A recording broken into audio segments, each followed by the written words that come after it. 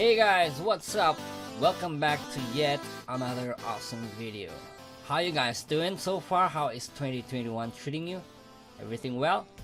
Well, today we are going to look at my top 5 favorite plugins for enhancing the top end or making the sound brighter. It has to be that when you turn it up, it doesn't make the mix or the sound harsh.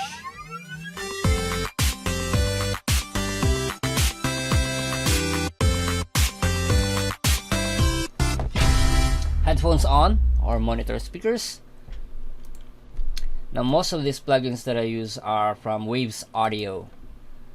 Okay, so first off, let's use let me show you the sound or the track that I'm working on, coming out soon. Let me just show you the chorus for now. Doon sa batibot tayo na mga bata sa batibot maliksi masigla. Doon sa batibot tayo na mga bata sa batibot maliksi masigla.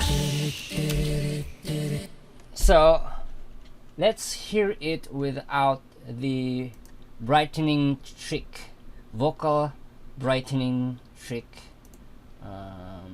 Let's remove this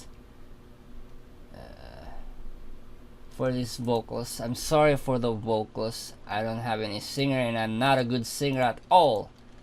But just listen to the mix without the vocal brightening plug-in. Pagmulat ng mata, langit nakatawa sa batibot tayo nang magpunta, tuklasin sa batibot. So the first one I'll introduce to you is let's see, the Mani MEQ, Mani Maro Queen. This one is hard to use, but you can see here, so the frequencies from 800 to 8K, from 10K to 25K, you can manipulate them. So if you want to make it brighter, you can use a plug-in, like for example Bright Male Vocal. Let's see how this works. So here, pagmulat ng mata, langit nakatawa sa so from left to right, this will be the batibot tayo nang low magpunta. end, and then the low mid, the middle high, I think, and then the high frequencies. So if I pagmulat ng mata, make this louder, nakatawa sa batibot, it becomes bassier. If I remove this, nang magpunta, tuklasin sa batibot. This one is the high pass filter. With vocals, you can go up to 127, I think, if it's not the bass. If it's lead vocals, you can go up to around 100. Chop off the lower end. You don't need those sub frequencies. So let's go to the high. How do we brighten the vocals? So I can go up to around somewhere here, 3.2K, and brighten it up. You can hear it. Ang saya doon sa batibot tayo na mga bata sa batibot maliksi. I can even make the higher frequencies up to 10K. Let's go 12K, right? Scoop it up. Ng mata, langit nakatawa sa Maybe 15K. batibot tayo nang magpunta, tuklasin sa Open it up. batibot.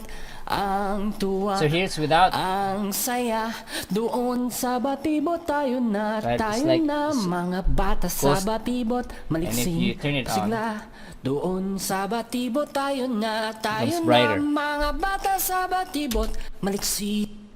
Alright, so in context, let's try to hear it all together now. Here's without. Ng mata, langit nakatawa sa So it's almost as if it's covered with the other vocals. magpunta, tuklasin. So let's hear it with. ng mata, langit na katawa So it's like cutting through the mix. Sa batibot tayo nang Right? magpunta, tuklasin That's the sa Money Maro Queen plug-in. There's more. That's number 1. Number 2, the one I use is the, I don't use this often, but you can make this work using the Shep's Omni plug-in from the legend himself, Shep's. But this one's hard, guys. It's using an EQ, the same as the Money Maro Queen, but it's hard for me to understand. You have the high frequencies, the mid, the tone, and the low end, so you can turn it on and turn it off. So we're focused here mainly on the high end, high frequencies. Pagmulat ng mata, langit na katawa sa batibot tayo na Let's solo magpunta, this guy. tuklasin sa batibot. With focus. Let's hear it. Pagmulat ng mata, langit na katawa sa I think this is the game.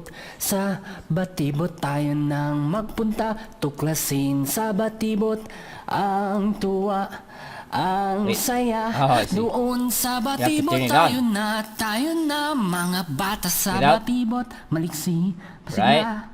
Doon sa batibot tayo So as long as- tayo na mga bata sa As long as the frequencies is about 2.8k, this goes up to 20k.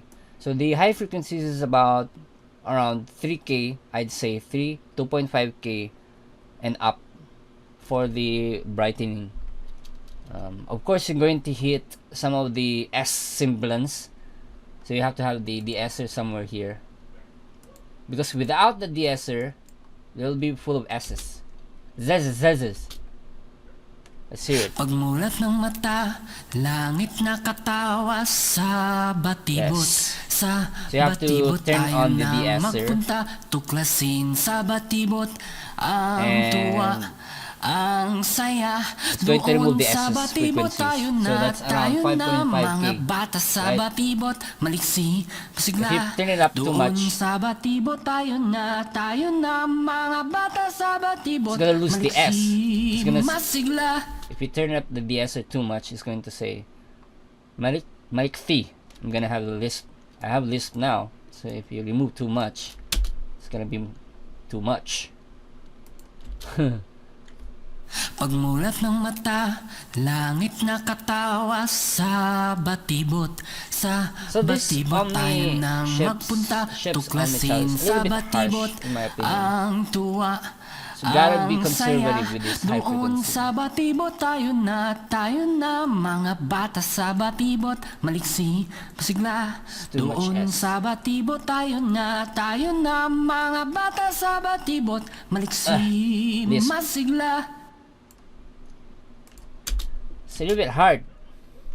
Pagmulat ng mata, So I'd say I'd langit rather na use Money katawa M. sa batibot. It's much Sa sweeter. batibot tayo na Maybe it's caused also by the saturation. Maybe it adds a little bit of distortion.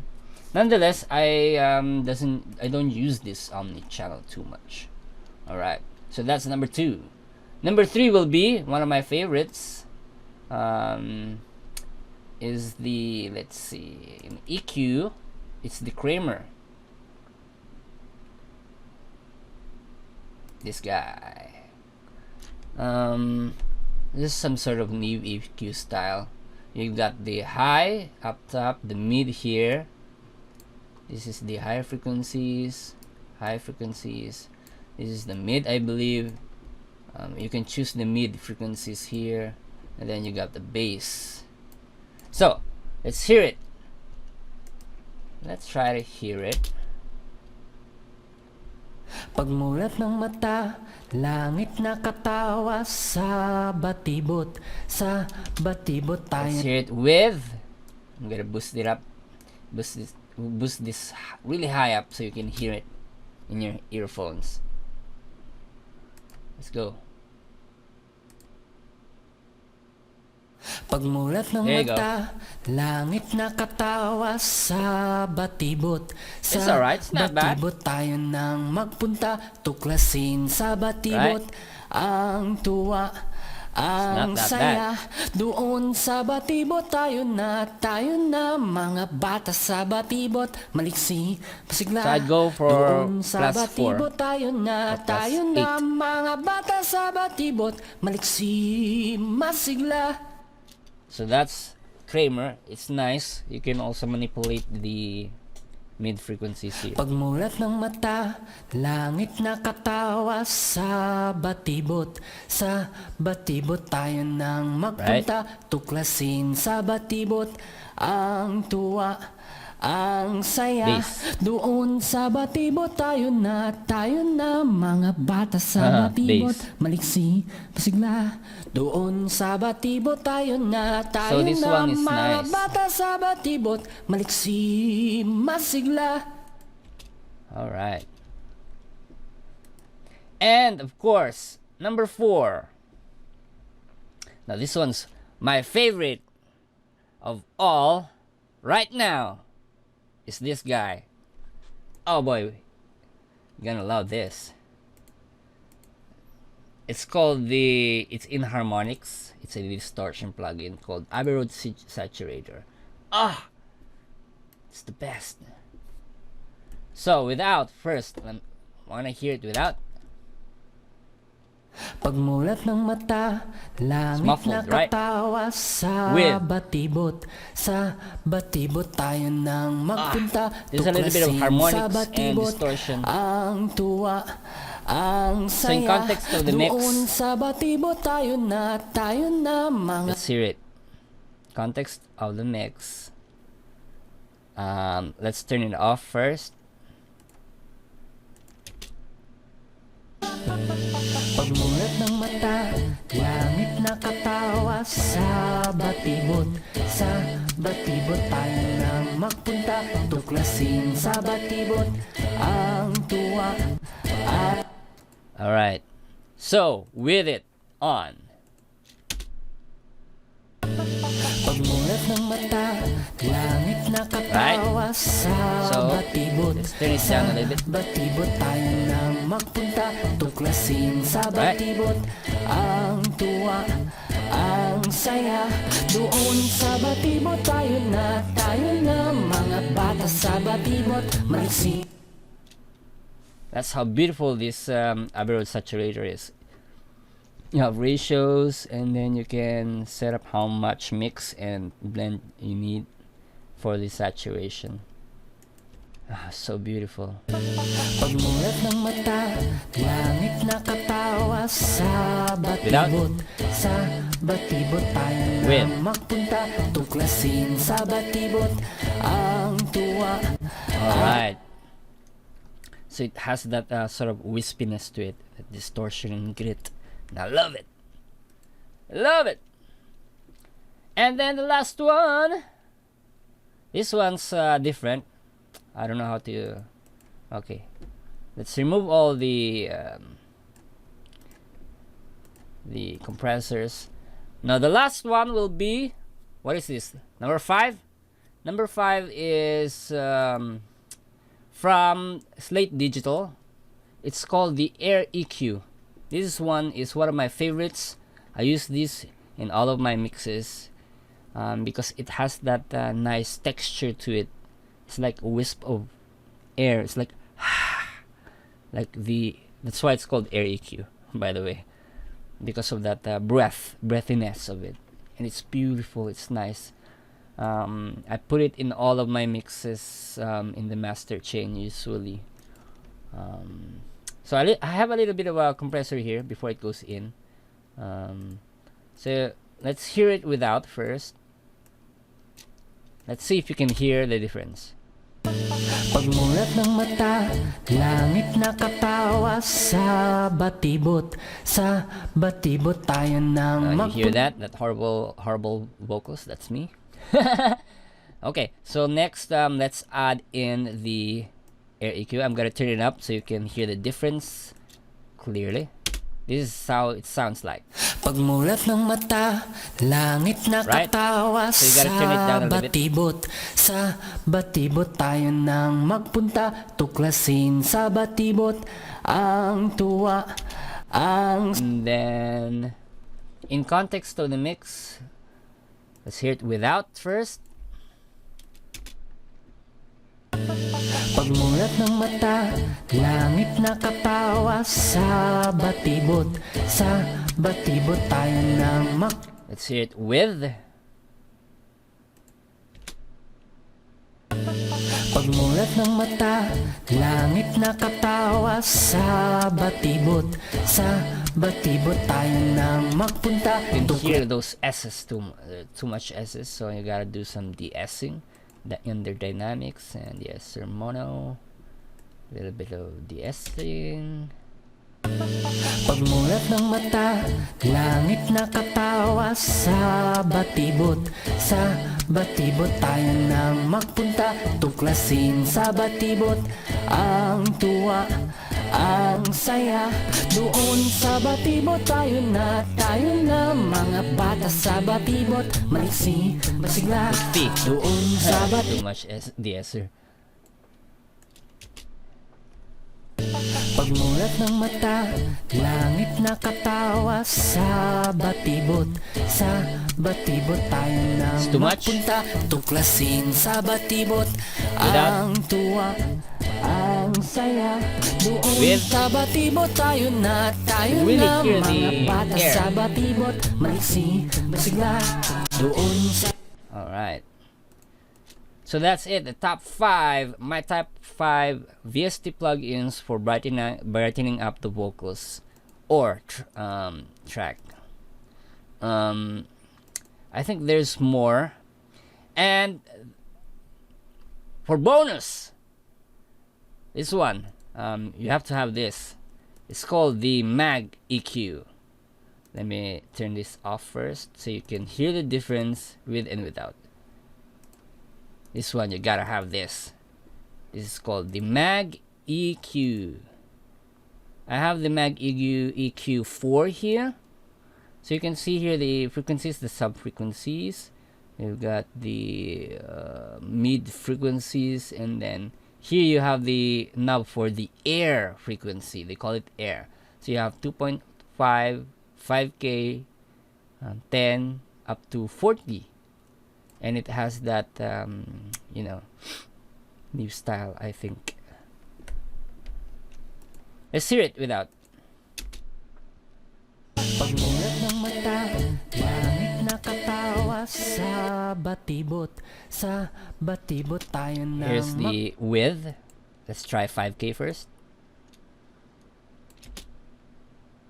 Pagmulat ng mata, langit nakatawa sa batibot. Sa batibot. Let's hear it 2.5. Pagmulat ng mata, langit nakatawa sa batibot. Sa 5K again. pagmulat ng mata, langit nakatawa sa batibot. 10K. Pagmulat ng mata, langit nakatawa sa I like batibot. 10K. Sa batibot. 20K. Pagmulat ng mata, langit nakatawa No. sa It's too far. batibot. It's too much. Pagmulat ng It's too far away. mata, langit nakatawa I can barely hear it. sa So it's around batibot. 5K is the best one to 10K. Pagmulat for ng vocals. mata, langit As far as my nakatawa vocals are sa concerned, batibot. Sa The lead vocals. So batibot. I'd probably use 10K. And turn it down. Pagmulat ng mata, langit nakatawa Five, sa maybe. batibot. Sa batibot tayo nang magpunta. And then I'm gonna put tuklasin my sa de-esser batibot. so that the S's won't be too harsh on my ears. Pagmulat ng mata, langit nakatawa sa batibot.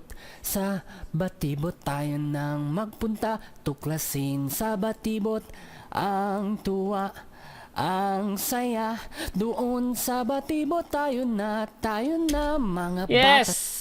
Yes, you can hear it. So it's an absolute need for mixing to have these plugins There are more plugins out there. Some are harsher, some are distorted. So it's up to you to choose what you want, what you need, and where to put it inside the mix. You don't really have to put it in on all your vocals in all your tracks.